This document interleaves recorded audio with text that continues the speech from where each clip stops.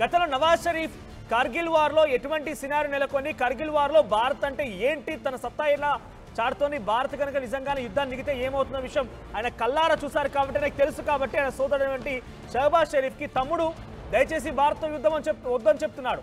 ఇక పుల్వామా అటాక్ మీకు గుర్తుంది కదా, ఆ తర్వాత బాలాకోట్ దగ్గర జరిగిన ఘటన నేపథ్యంలో ఆ రోజు పాకిస్తాన్ ప్రధానిగా ఉంది ఇక్కడ ఇమ్రాన్ ఖాన్. ఆయనకు కూడా భారత్ అంటే ఏంటి, భారత్ ఏం చేయగలుగుతుందో అన్ని రకాలు తెలుసు. ఒకసారి ఆయన ఏం ట్వీట్ చేశారో చూసే ప్రయత్నం చేద్దాం. Loss of human life in Pahalgam incident is deeply disturbing and tragic. I extend my deepest condolences to the victims and their families.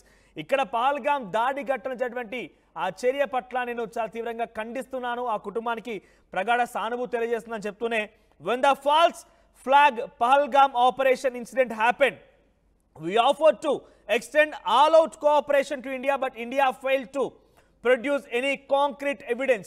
ఇక్కడ ఆయన ఏం చెప్తున్నారంటే అసలు పహల్గామ్ దాడిలో చేసింది పాకిస్తాన్ ఉగ్రవాదులు కారు, పాకిస్తాన్ ప్రభుత్వానికి ఎటువంటి సంబంధం లేదు.